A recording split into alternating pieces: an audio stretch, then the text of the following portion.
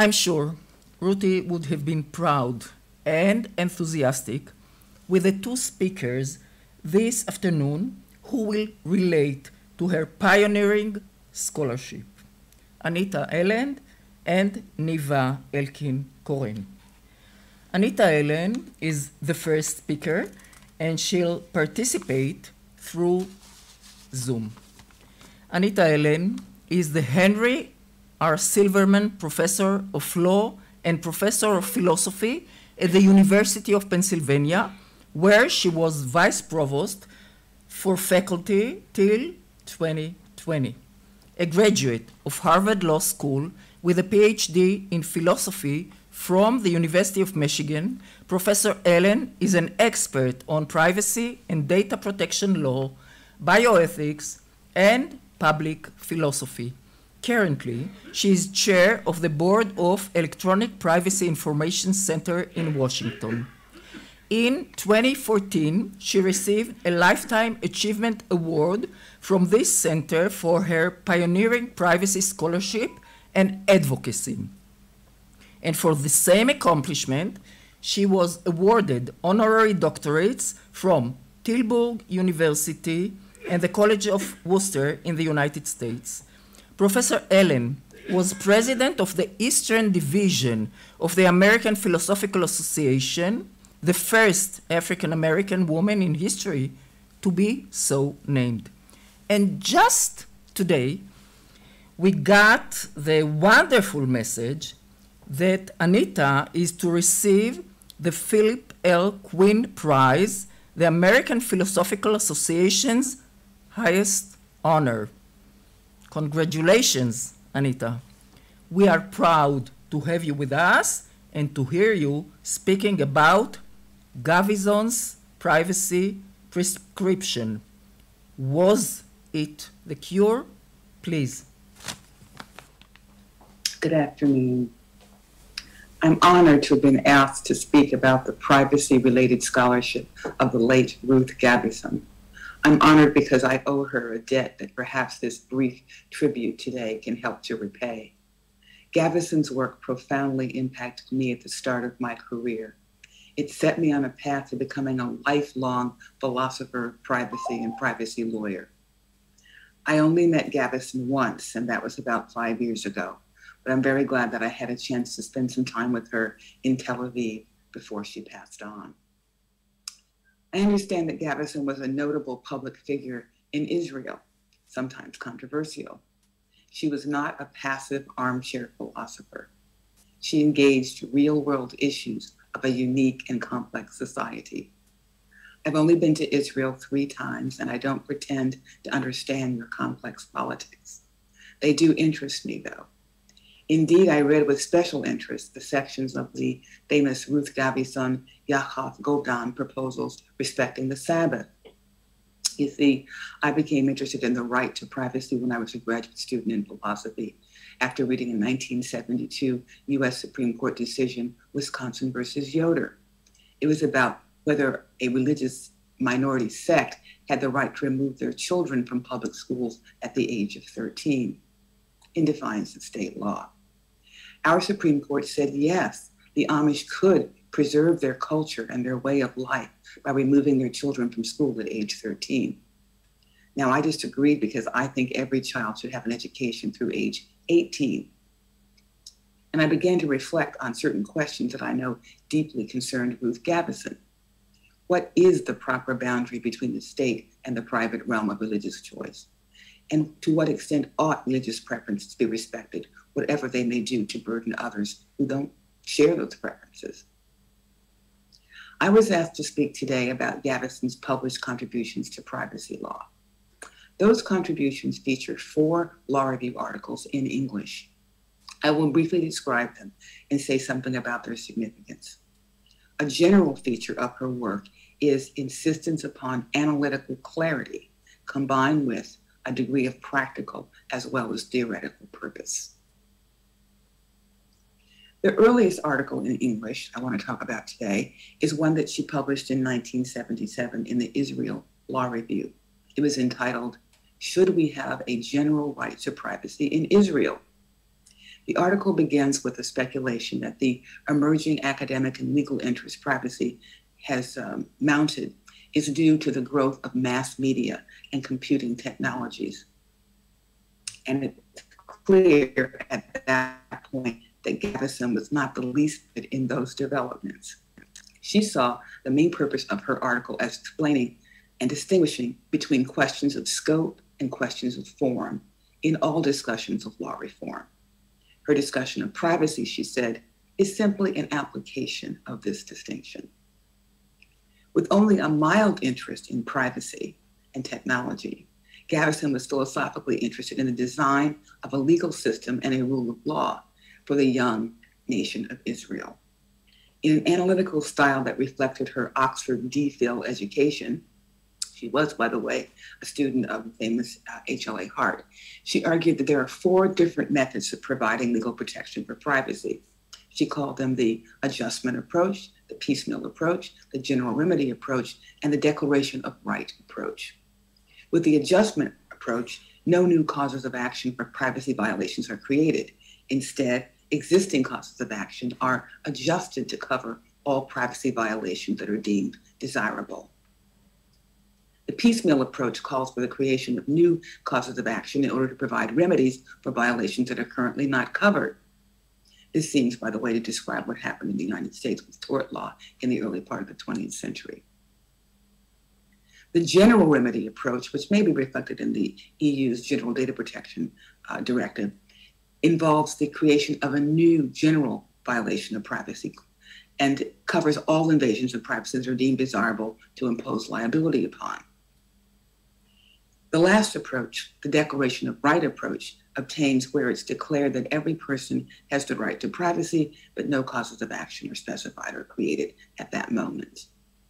Now, Gavison argued that in the context of the Israeli system, the ideal approach would be one that combined the general remedy and a declaration of rights approaches. Because the value of privacy has only become a concern more recently, she argued, the general declaration's primary benefit would be to educate the public. After the novelty of privacy has been embraced through declaration, then, she said, a general remedy approach is best to identify what violations of privacy are worth protecting by law. In defending this perspective, she fends off criticisms that privacy is not a useful general concept at all, that privacy rights should be recognized as redundant and even misleading. She rejected all of those kinds of claims. Focusing on post-World War II human rights documents and constitutional and common law remedies found in the West, I don't think her 1977 article in any way anticipated the current legal terrain of Israel's data protection laws, featuring the Protection of Privacy Law 5141-1981, the privacy law, and the regulation promulgated under it, the Basic Law, Human Dignity and Liberty, or the guidelines of the Israeli regulator, the Privacy Protection Authority. None of that was anticipated by Gavison, although I do think it might count as sort of the general law that would come after the declarative law.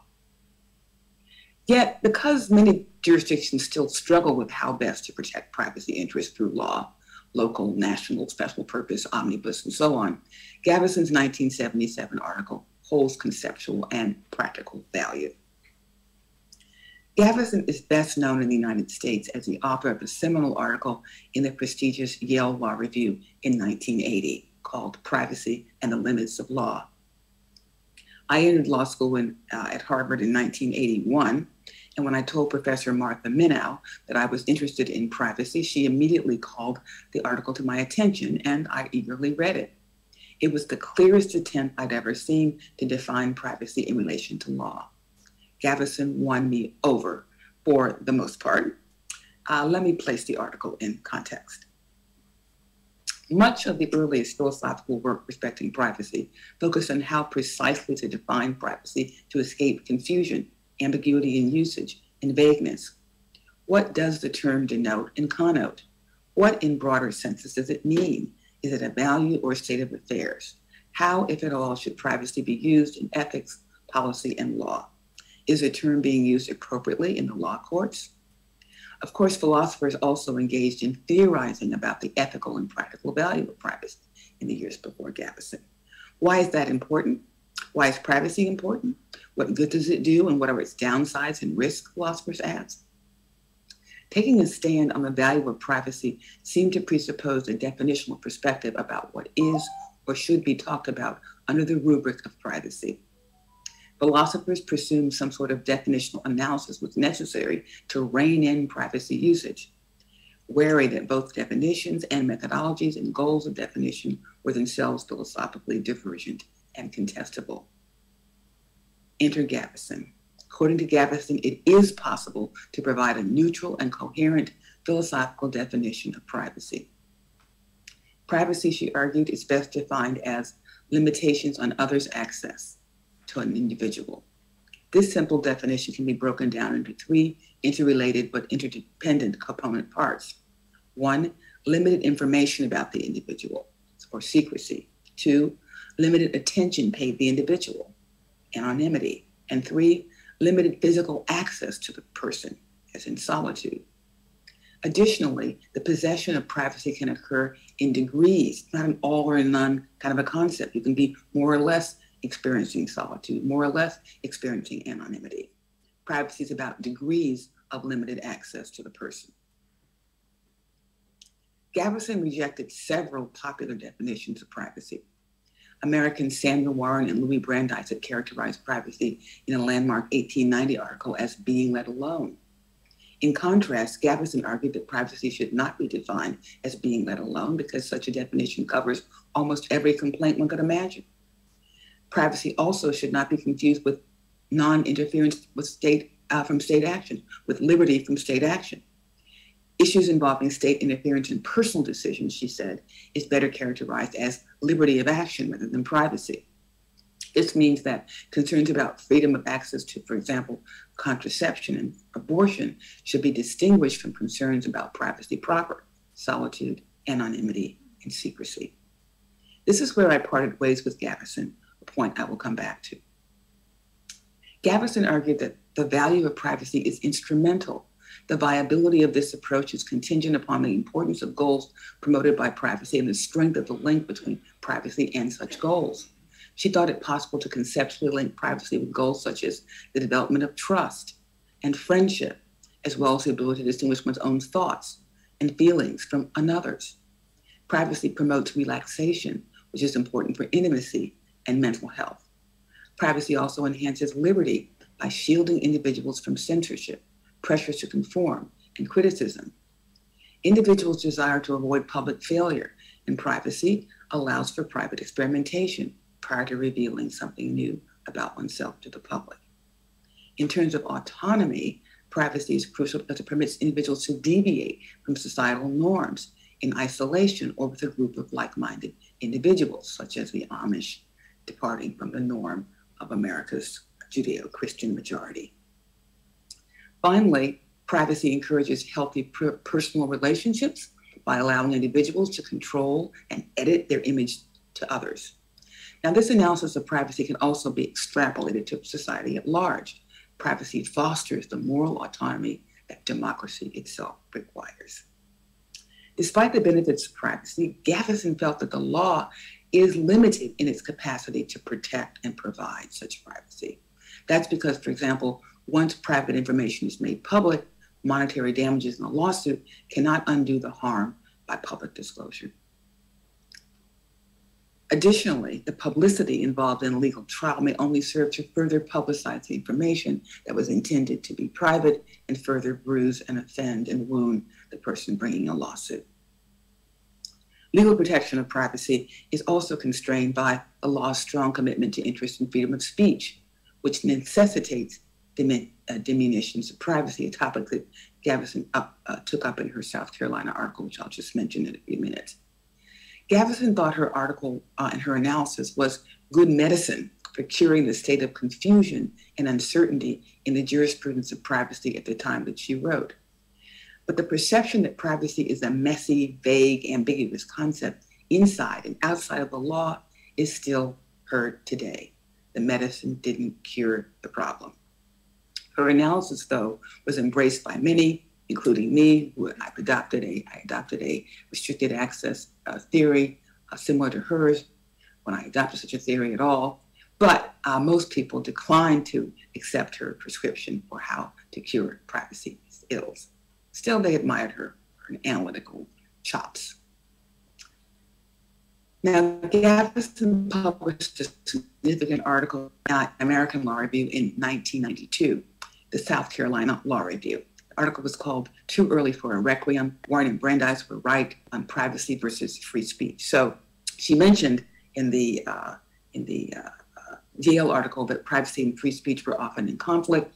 In the South Carolina article, she lays that out in some detail, arguing that the 1890 article by Warren and Brandeis contained a useful framework for understanding how we can have both a right to privacy and rights of free speech. In some ways, I was puzzled, like, why would Ruth Gavison, an Israeli, end up publishing an article in the South Carolina Law Review? I think the answer is that Ferdinand Schoeman, who was a professor at South Carolina, was the editor of the first major anthology of privacy papers, a book of still great value today called The Philosophical Dimensions of Privacy. And in that anthology was an excerpt of Gavison's Yale article. I'm sure that admiration for Gavison led Ferdinand Schoeman to invite her to South Carolina, and probably that invitation to South Carolina resulted in her contributing a talk that she gave to the South Carolina Law Review. Now, despite the criticism that Warren and Brandeis deserve, because being let alone is not an adequate definition of privacy, their article has been very influential in the free speech realm as well as in the privacy realm, sparking America's privacy toward revolution. And the way they try to reconcile free speech and privacy, Gavison argued, is very effective and really does do a great job of trying to reconcile some of the problems around both first and second order justifications of privacy and free speech that have been offered by theorists. At the first order level, free speech and privacy don't always conflict. For example, the marketplace of ideas rationale for free speech is not necessarily incompatible with privacy protections because privacy laws often address speech that's not truthful and would have little place in such a marketplace. But moving to a second order level, victims of privacy violations still deserve our sympathy for having to suffer a cost for having the press freely publish their information, but their pain should be construed as an inevitable cost of freedom that could be minimized as much as possible, though not eliminated. So though flawed in some ways, according to Gavison, Warren and Brandeis' essay on privacy considered both the benefits of privacy and free speech, acknowledging some second-order arguments, and held that free speech should triumph over privacy in cases of doubt. The final article I want to mention that established Gavison's reputation in the U.S. is one she published a dozen years after the first, also in 1992, like the South Carolina article, this one, though, in the prestigious Stanford Law Review. It was called Feminism and the Public-Private Distinction. I was a student when Gavison published the Yale article in 1980. By the time the Stanford article came out in 1992, I was no longer a law student, but a law professor with tenure in the faculty of Georgetown University Law Center and a visiting professor at Harvard Law School.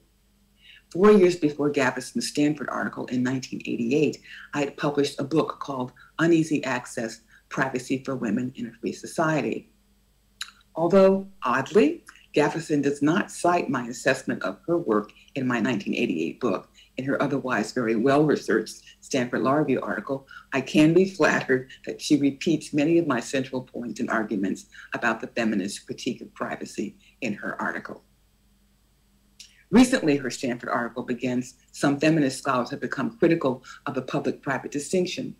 The internal challenge to privacy holds that the public-private distinction is problematic because it creates the mistaken belief that the public and the private realms are givens, somehow part of nature, instead of products of human determination.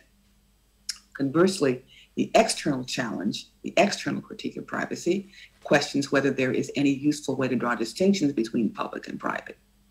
Criticisms include that the public-private dichotomy is sufficiently indeterminate that the use of such terms are merely rationalizations for previously made decisions. No behaviors are truly self-regarding. Private choices are not free from societal constraints. and that the personal is political. Of course, the feminist critique is most famous for the notion that the personal is political. Gavison lays out all of these concerns as well or better than anyone, and joins me in concluding that women benefit from conditions of genuine privacy and private choice, but they must be free from the constraints of gender inequality. As I put it in my book, women have had too much of the wrong kinds of privacy. They need less time cabinet at home in the kitchen with caretaking duties, and more time for opportunities for exercising their independent judgment, their choice, and for repose. Once again, Gavison insists upon the need for a clarity that she believes comes with the methods of analytic philosophy. She concluded the piece by saying, "So I write this as an invitation to do what must be done if we are not to talk forever past each other, to unpack the claims, distinguishing between those that are empirical, social, and causal, and those which relate to visions of ideal worlds. We must argue about the truth or adequacy of first and the details and feasibility of the second." Finally, she said, "We must make claims about the relationships between language, conceptions, social reality, and social change, less elusive, more intelligible, and more accessible to reasoned judgment." Now, just before that very brilliant ending, Gavison displayed what she understands we must not let theoretical squabbles about reform do. We must not allow theoretical squabbles to impede reform.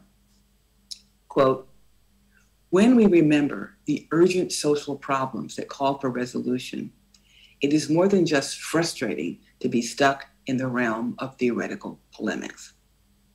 Now, I've come to be very greatly appreciative of Gavison's words about not being stuck in the realm of theoretical polemics at the expense of the resolution of urgent social problems. In fact, I've completely abandoned analytical prescriptive definition as an approach to explaining privacy. Looking at privacy through the lens of my African-American race, I now embrace what I call critical definitional facilitation. And this too, I believe it's inspired by Gavison, because just as she was very concerned about what Israel needed by way of privacy, I'm very concerned about what America and my people need by way of privacy. I wish Gavison were here today to tell me if my prescription is a fresh bottle of medicine to effect a cure for the momentous privacy ills that concern us all. I do present my approach in a forthcoming article in the Oxford Handbook of Applied Philosophy of Language, of which I'll give you now a very brief sample before I conclude. In my article, I talk about how the discourses of privacy are political through and through, and I think Gavison appreciated that point. There can be no politically neutral definitional analysis of privacy packaged for application to practical problems. The aim of philosophers should be to articulate what is at stake in privacy discourses, first of all, and then to seek the definitional clarity needed to do the work of making deep normative values, such as freedom and anti-subordination, real. And if I part with ways with Gavison, I think that Gavison appreciated the importance of the normative and the political, but I think she maybe overemphasized the importance of starting first with the theoretical, the abstract, and the conceptual. So philosophers have thought they should define the meaning of privacy first and then explain its value. But actually, I argue, we should be explaining the value of the things that people call privacy first, and then offer analytical clarification as to the terms that are needed to get the practical work done. The shift from prescriptive meaning to practical significance is a shift from linguistic analysis merely to political analysis that includes linguistic analysis. One source of great concern is the way in which people of color in the United States are subjected to extraordinary degrees of profiling and surveillance. African Americans believe that we lack the privacy we deserve merely because of our race, our low social status, the need for public services, and residence in urban communities. The use of error-prone facial recognition and unfair algorithms are described as privacy problems by African Americans. We could take this whole discussion into a different context, into China, for example, and focus on how China treats the Uyghurs, the Muslim minority, who are subjected to extremes of surveillance as a mechanism of social control and exclusion. What if the philosophy of privacy began here with the plight of Blacks and Uyghurs, and then moved to a definition of privacy in service of justice? We would begin this approach by characterizing why it matters if minorities are surveilled by government for purposes of repression. I've argued that privacy goods are extremely important and worthy of characterization as foundational goods of the sort we might view as a basis of fundamental rights, natural rights, and human rights. A strong way to characterize the value of the many forms of privacy that we could enjoy is to say that privacy is a tool of anti-subordination, standing in opposition to the horrors, for example, of chattel slavery. This characterization must be reconciled with the feminist critique of privacy, which has emphasized that women have been harmed when privacy notions support unfettered domination of women's lives by husbands and fathers, and with the sense that privacy is an elitist notion conferring privileges on those who can afford the houses, encryption, and social standing that confers practical privacy. For privacies to be tools of anti-subordination, they must be possessed by all, including those who subsist in the lowest economic classes, castes, and minority groups. After a rich characterization of why and how the material conditions people are seeking through the discourses of privacy matter, the new approach that I'm advocating would move to stipulate definitions that capture those concerns. As a group, Blacks' privacy concerns are nuanced and subject to change, of course.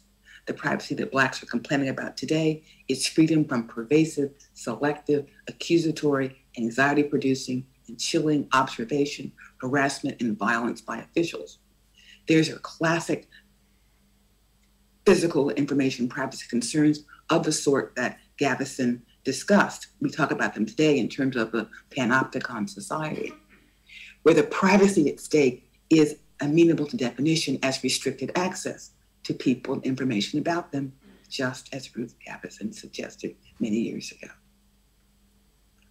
Also of concern to Blacks today is freedom from interference with private life, data privacy on social media platforms, and privacy in healthcare and at work. Some might be tempted to argue in the mode of Gavison's early work that African Americans who think that privacy so expansively can be defined are confused about the proper definition of privacy. But since it's the political problem that is the practical problem, philosophers should understand their role as helping to characterize Blacks' privacy claims on their own terms as privacy claims. We do this by linking what they are saying to what is otherwise said about privacy, to the language of privacy overall. When definitional prescription, of which Ruth Gavison was a pioneer, is replaced by definitional facilitation, at least at the start, philosophers foreground practical politics, methodologically legitimating urgent concerns about bodily integrity and government interference, commonly framed as privacy concerns because of their deep relationship to personhood, personality, and the intimacies that make us more fit for social roles and responsibilities of citizenship. Few people on the planet have contributed more to our understanding of privacy than Ruth Gavison. I thank her for being an inspiration, a mentor, and a friend. Thank you very much.